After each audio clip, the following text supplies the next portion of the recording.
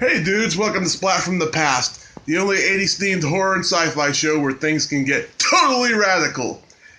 Now today I'm going to be interviewing a special guest who's not quite in those genres, sort of, but not really, but she's one of the greatest character actresses of all time. And I am talking about Lisa Jane Persky. Oh my god, the daffy friend of so many leads in 80s and 90s movies. She is just so awesome.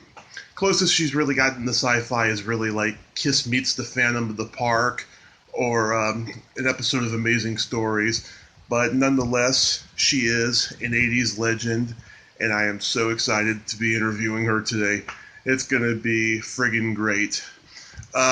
First off, my heart and condolences to all the fire victims in Los Angeles right now.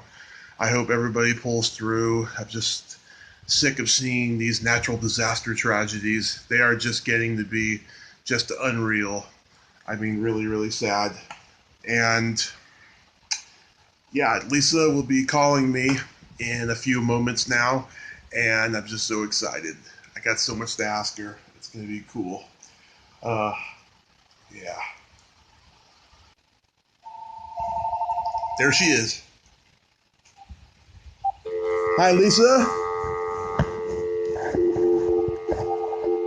There we go again. Hi, Lisa. Hey. Hey. Holly, how are you? Oh, great. We are live. Hey. Hi, everyone. Yeah, there was like a... So can we talk about where you are? Oh, yes. I am in Redding, California. Is it beautiful today? It is beautiful. Very cold, though. I love it up there. I think it's exquisite. Well, that makes one of us. All right. Well, I'm down here in Southern California where the color of the sky is like chicken, as Bob Dylan might say. Mm-hmm. It's yellow from the fires. Yeah. It's just, that color of the supermarket chicken. Yeah, that's so terrible what's going on. For some reason, I thought you were in New York. Yeah, well, I'm there a lot. Mm-hmm. Dad lives there, and that's where I grew up. I see. And I'm here a lot, sort of equally. So. I see.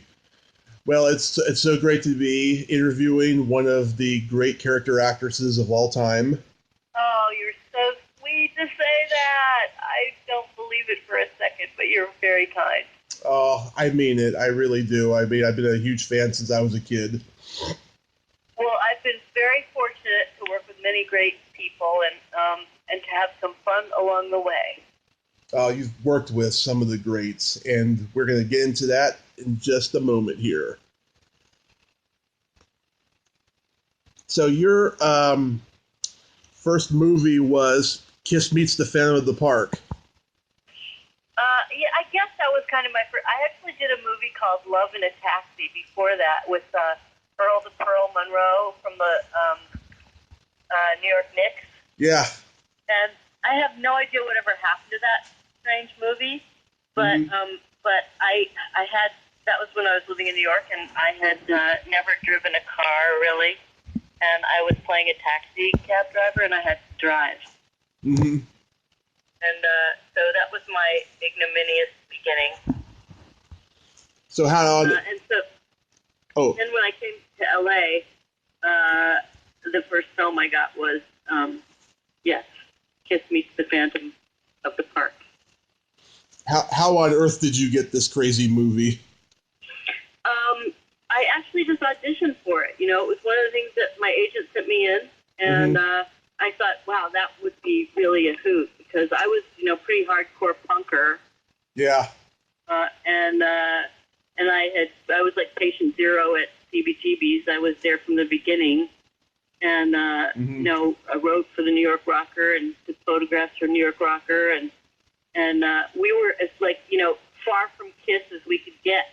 Yeah.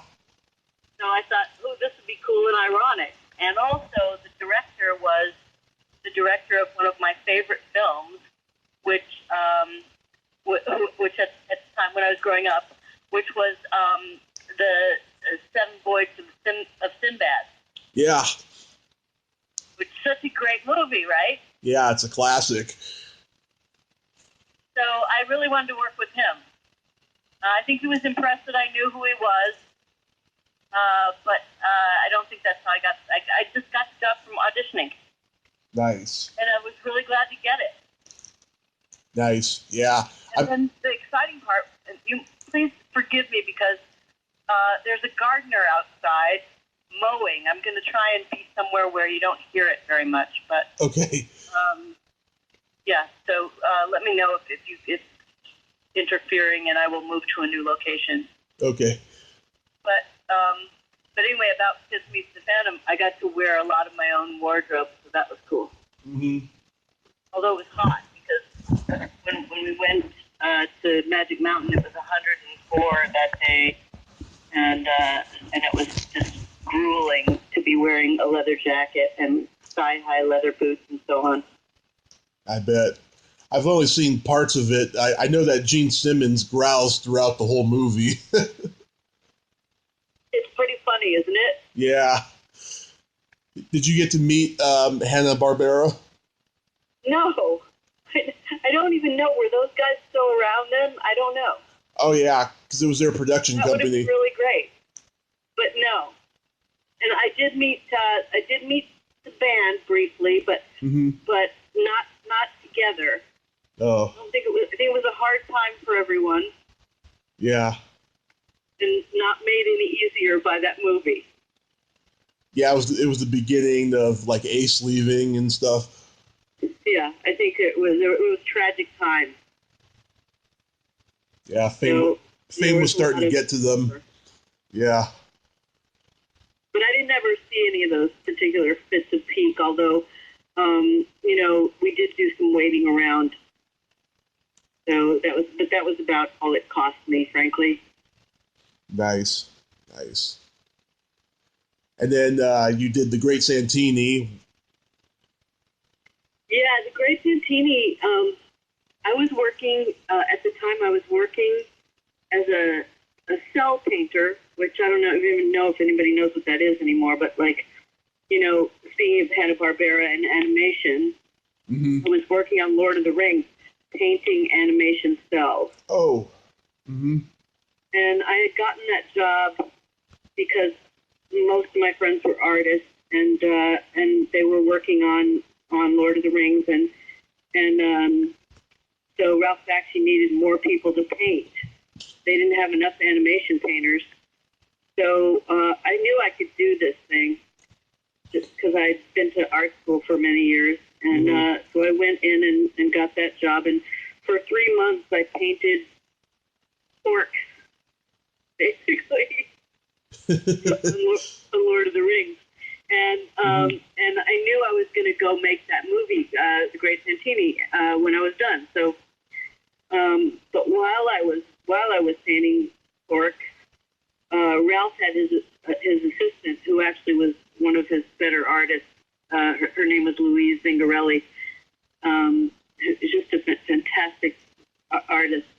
Come down and get me and bring me upstairs where he was interviewing me, which I did not know this was going to happen, but for his next project, which was American Pop.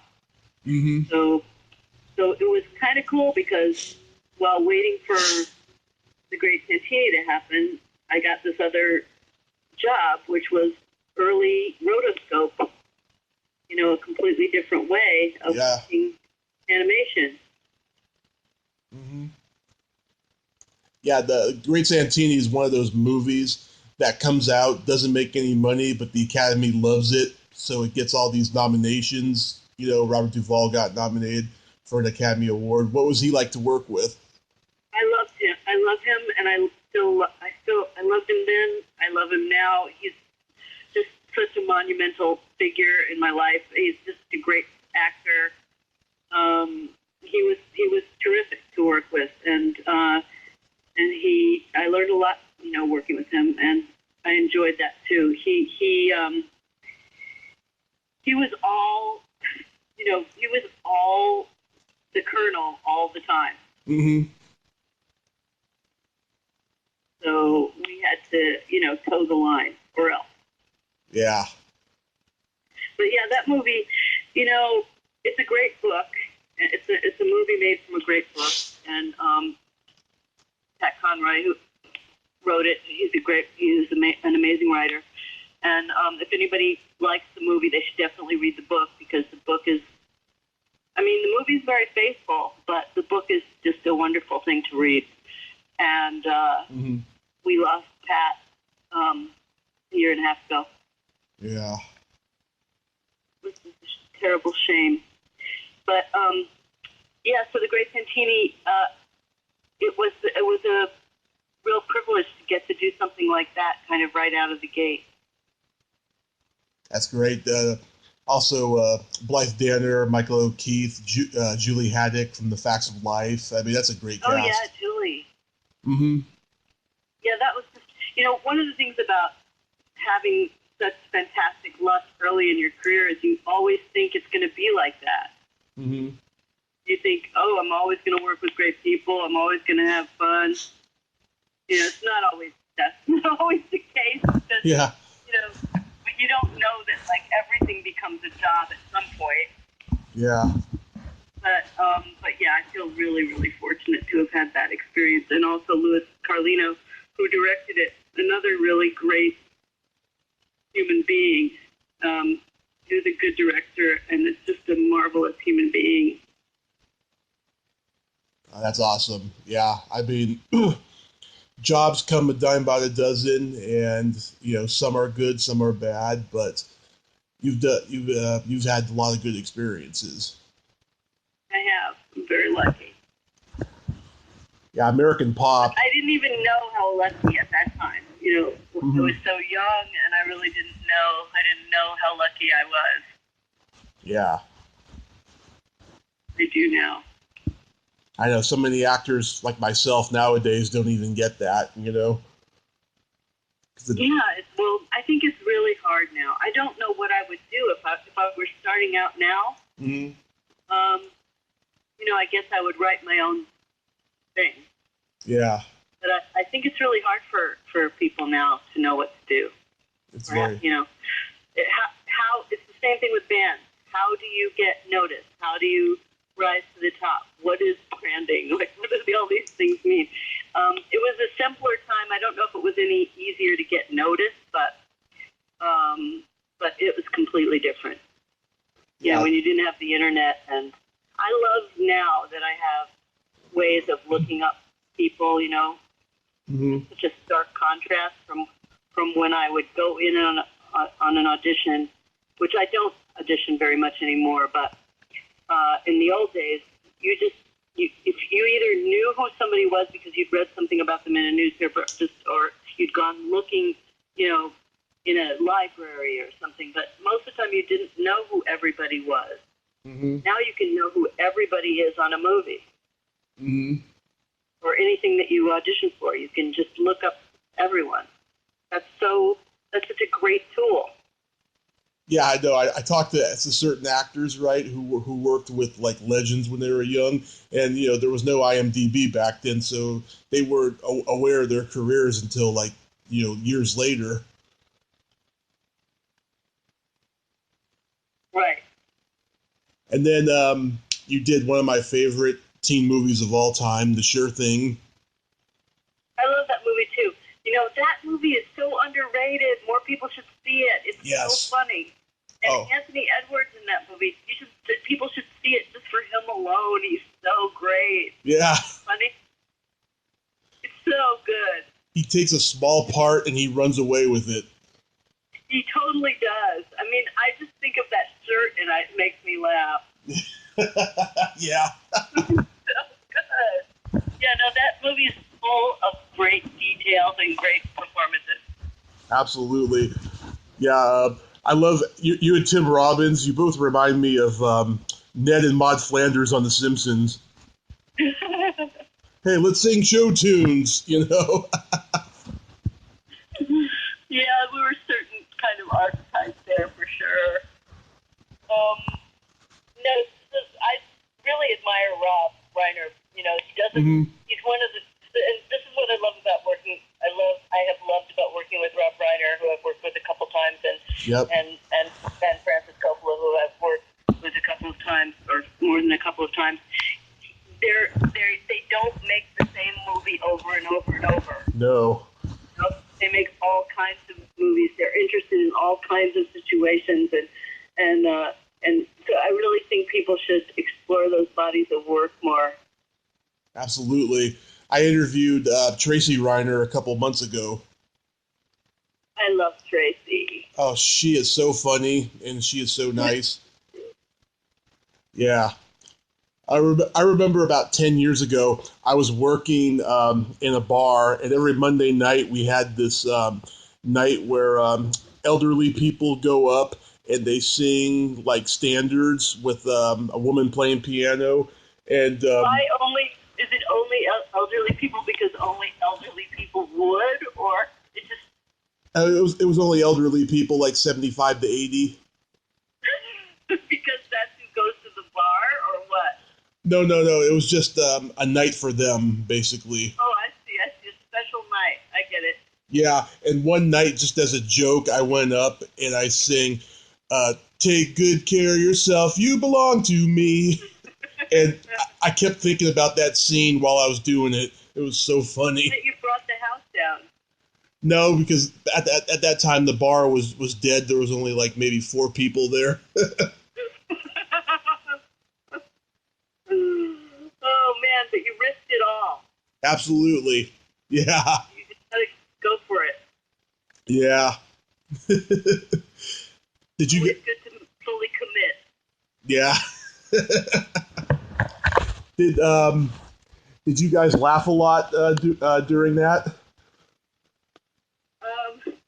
During the sure thing? Yeah. Well, as I remember, it was kind of exhausting. We were on a road out in Stockton, California. Yep. Going back and forth on that road for days. Mm-hmm. Back and forth on this like empty road where there were nothing but cows. Mm-hmm. And we were cramped in the car because the camera equipment and everything, and we couldn't get out of the car. So there was a lot of kind of uncomfortableness because eventually people would have to pee. So it was weird. It was weird. I don't think anybody lost it in the car or anything, but it was uncomfortable. But yeah, that's where Tim and John Cusack got to really know each other. Mm-hmm. They really palled around and hung out a lot. Yeah, you're just so hilarious in that scene. Like, I'm starting to get a hive. That's very much me. Or when Tim Robbins is like, "Lock the car," and you scream. That's so funny. We had a good synergy. Did you know that? Did you know then that Tim Robbins was going to be a star like he became? I don't. I'm never really a good judge of this. I feel. Mm-hmm. But I thought he was terrific. I don't think I know when somebody's going to break out or not. Mm-hmm. I've interviewed a couple actresses that worked with him around that same time, and they told me they thought that he had a spark to him. He's very, very good, very talented guy. Mm-hmm. And then the first time I can remember seeing you when I was a kid was a role that to this day still terrifies the shit out of me. What was it? And that's the role of Shirley Crater on Amazing Stories. I made the mistake of having something to drink, and my soda just went up my nose. Really Crater. Oh yeah, no that part. Oh God. Okay, so you had mentioned to me at some point because we don't know each other, but I asked you like what kind of things might you ask me, and I remember you said that you were curious about something to do. Oh yeah, about skating, about how I went forward, like I was actually magnetized because that's the story. In the story, I get hit by a meteorite. Yes.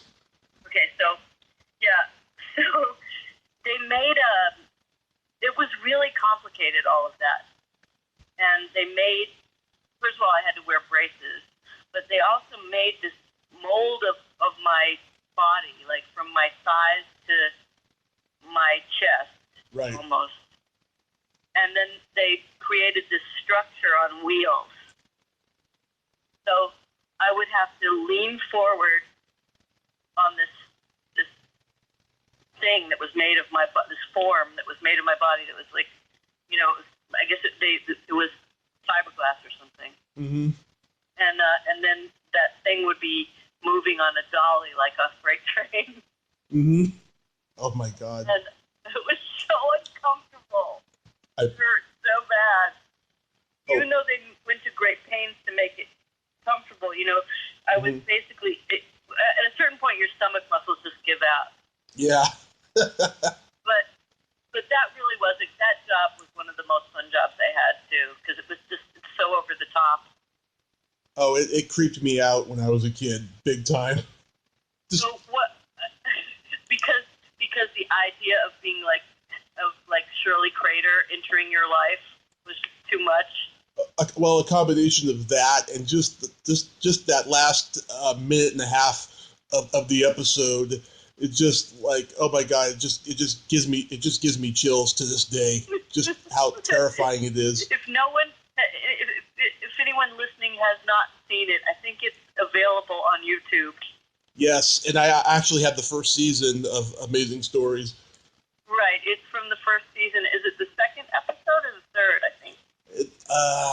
It's one of those, yeah. I understand they're going to do it again. Not that episode, but Amazing Stories. Oh, really? Yeah. Well, they should, because, I mean, it was a great show. Yeah, it was a lot of fun. All of those were really, self-contained, and they were pretty good. Yeah. Oh my God. And I had a girl in high school that was like Shirley Crater to me. just kind of trailing you everywhere. She didn't trail me everywhere, but like I remember she asked me to I think the spring dance or something, and I said no, and I regretted it later. And then I ran into her about a year ago, and she doesn't even remember me. Her mind is all messed up because she turned to drugs later in life. Oh, that's sad. I thought you were going to tell me that you became like the school beauty after. Oh no, she's still the same. Oh. Yeah, I was devastated, just by the fact that she had to turn to drugs after that, Because she didn't go to the prom with you? No, but just like, I'm sure she got rejected by a lot of guys, after me and stuff. But it's it's hard times to have that conversation. Yeah, it feels so bad, Yeah, I don't know how old you are, but I think 34. Okay, so I think things are really radically going to change for you guys. Maybe. I mean, in that maybe a lot more forethought goes into these matters. Mm-hmm. Right? Yeah, absolutely. One hope. Anyway, yeah. So, but I guess this is a good conversation for everyone to be having. I think it's not being had at the molecular level that it probably needs to be had at. Mm-hmm. But we can eventually get there. But progress is slow among human beings. Yeah. Oh, very, very slow. What was it like working with Batty Robbins on that episode? He's great, isn't he? And that was the first thing Brad Bird ever did. Yeah. Yeah, Brad Bird. So cool, and they were cool, both of them. Really, really great. I have a picture. I don't know. Do you have a picture placed on your podcast website? No, because what I do is, I use everything with an iPhone here. I see. Well, anyway, yeah. So I love that guy, Matthew Robbins. He was cute and funny, and I don't have any particularly great stories about the whole thing, other than that my costume probably weighed about 40 pounds. Mm-hmm. And you asked a really good question, which was how did they do that effect? By killing me. Mm-hmm. They always do these effects. Yeah, that image of you smiling with those braces and those glasses, it will always haunt me. I'm glad I got stuck in your head somehow. My most attractive mode. And then you did Peggy Sue Got Married, which is a movie my mom loves. She used to watch it all the time when I was a kid. Really? Yeah. Well, we shot that in Santa Rosa, where all the fires were this summer. Mm-hmm. Or I guess the end of summer. And the place where we stayed, one of the things we would do is, and I started this thing, is we'd have pajama night at the local, what was it called? It wasn't an Applebee's, it was something like that. And we would like go across the street from the Sheraton Round Barn Inn where we were staying, which is now burned to the ground. Right. I'm really sad to say. We would go across the street in our pajamas after work and have milkshakes, and this promoted harmony among the group of actors. It was pretty fun, and then that movie, I guess, things in that movie that are interesting are that Dean Tavares, who was the production designer, painted all the sidewalks and the trees. The sidewalks were painted like yellow, and the trunks of the trees were painted purple, and it was really subtle. Like you wouldn't really notice. This is something you wouldn't notice unless you maybe were looking for that. And I've told you a secret of the production. Yeah, it was one of Jim Carrey's first movies and one of John Carradine's last movies. Yeah, I love John Carradine. I grew up loving those movies and him.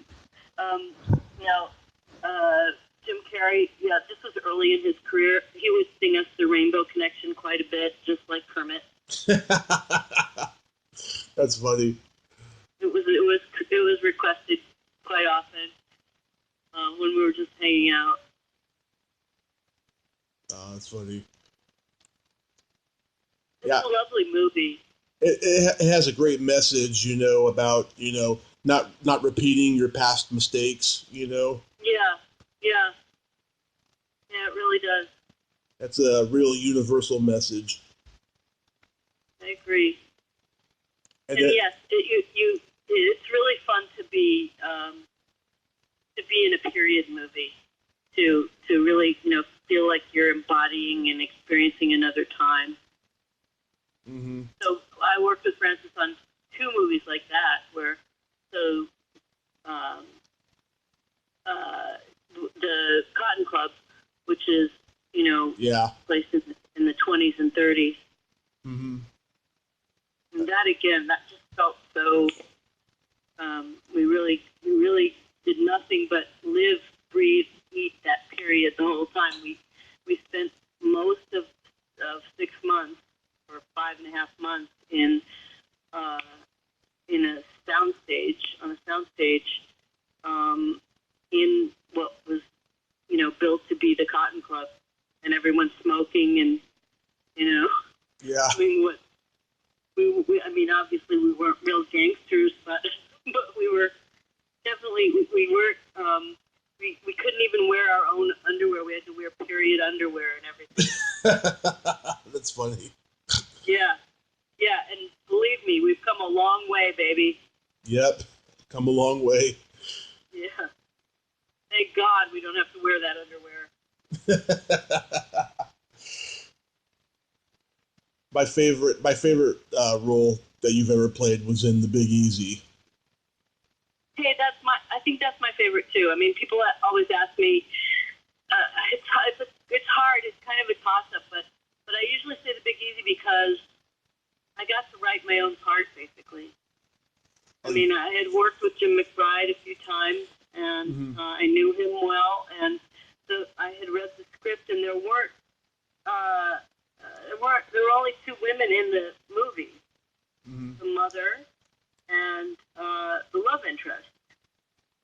said, why don't you make one of these cops a girl? I'd like to be it. I'd like to be a cop in this movie.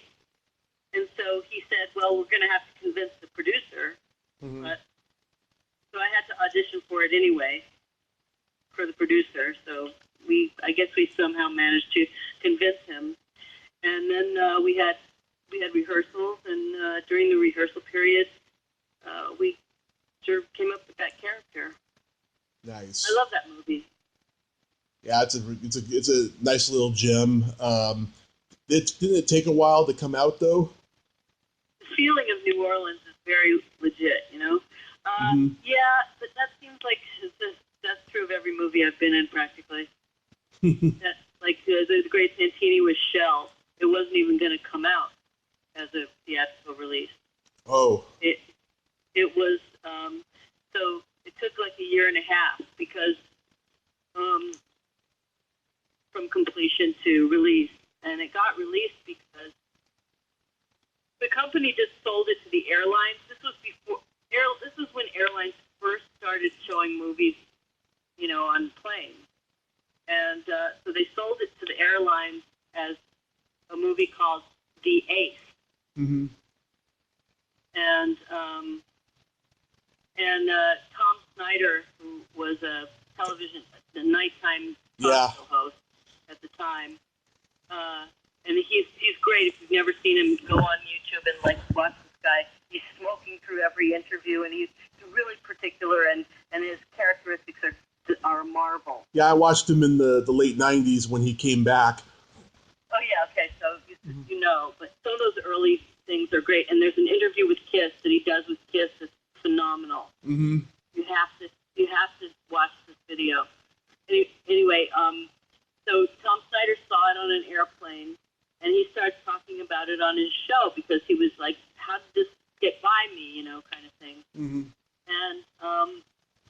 And then based on that, the director Louis Carlino convinced the production company that they should release it in one theater, just one. Open it in one, please, and see what happens. So they did. They opened it in a theater in New York, the movie theater that was part of 30 Rock, mm-hmm. and Rock Color Center. And Rex Reed reviewed it, and he gave it such a rave that the production company rethought the whole thing and released the movie, not really wide, but it got a legitimate release. Nice. And then it got nominated, and the rest of it. Nice. And then you did the landmark classic When Harry Met Sally. Any good stories from that movie? Yeah, I mean, nothing but good stories because that group of people is phenomenal. But Lauren Bacall, mm-hmm. her name is Betty Persky, right? Yeah. Betty Jane Persky, and so we are somehow related. I don't really exactly know it, and I still don't know it. But Carrie, oh God, rest her soul. She's such a brilliant, marvelous person. What a great person. I'm really sad about that. I'm never going to get over it. But and I guess no one else will either. But anyway, so she had Carrie would have a party every year for herself and for and you probably heard this from Tracy for Penny because their birthdays were at the same time, and and so they had this group birthday party, and I was invited to it, and as was everybody in the movie, and it was somewhere uptown in one of those New York blocks on Central, the spaces on the Central Park. Yeah. And I got there, and as I was coming in the door, Lauren Bacall was about to go out the door, and Carrie said to me, "Oh, tell her your story. Tell her your story." And so she's shoving me out the door as I'm coming in, shoving me out the door with Lauren Bacall, who's going toward the elevator. So I got in the elevator with Lauren Bacall, and I said, "I don't really have a story, but my grandfather and your father used to get together all the time when on to me and she said, "I hated my father." And I'm like in the elevator. I don't really know what to say anymore. And then she looked at me again. I mean, I was so anxious. Like, I just wanted to get off the elevator. And she looked at me again and she said, "I am the oldest living actress in the world." And then she got off the elevator. And I was just, I didn't know what to do. I let the elevator door close with me in the elevator. I was just sort of stunned and horrified and wished I hadn't gotten into this at all. And the elevator doors closed, and the elevator took me to the basement. Mm-hmm. And I got out, and I tried to push the button to go up, but I couldn't go up, so I got out, and then I tried to get back in the elevator, and I couldn't get back in the elevator, because it was one of those elevators where, you know, you have to live there and have a key. Yeah. And or have the elevator guy take you up. So yeah. I got stuck in the basement for almost 40 minutes. Oh my God. After that humiliating, horrible experience. That's crazy. Anyway, I think, you know, I'm more of a fan of movies and actors, and I'm like, you know, I mean, I loved acting.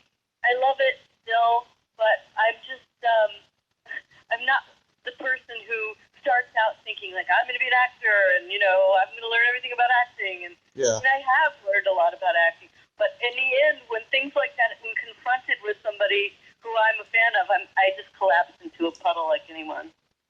Oh, yeah. Absolutely. So I can have equally bad experiences. Yeah. Anyway. Tracy told me she did not want to do that scene where her and Billy are making out because she said she's known Billy since she was a little girl. He's like an uncle to her. Yeah, it's a little weird. Yeah. Right? Yeah. It's a little weird for her. Well, she did a great job, didn't she? Absolutely. Yeah. Very convincing that she wasn't uncomfortable. Yeah, she's a good actress. She's great. Any stories from Coneheads?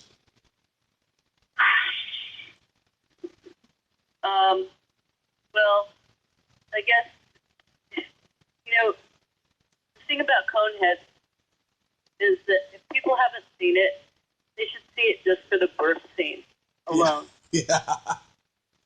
Right? Yeah. Especially right now. Isn't it germane to the conversation? Like, she just, anyway, I won't give it away, but definitely, I mean, I don't know if you can see that on YouTube, just the birth sequence, but if you can just see the birth sequence, it's just so worth it. Mm-hmm. And also, Jane Curtin is one of the nicest people I've ever met. Mm-hmm. She seems like it. Sweet person. And so is Dan. Yeah, he's one of my heroes. Me too, I love him, and he's very, very kind. Yeah. I mean, it's hard. If you're kind in this business, it's very, very hard. Mm-hmm. It's a tough job, and if you don't want to really do it, you shouldn't do it. Mm-hmm. Nobody wants to hear that, right? Shut up, you skulls. So I am I have to go, I guess, but I have I have another interview, but I am doing a signing. Mm-hmm. I don't know if you read about these signings that they have. Oh yeah, I go to conventions. Okay, so I hardly ever do them, but I really like them because this will be the third one I've ever done. One I did only for Quantum Leap. Another one I did just his fans.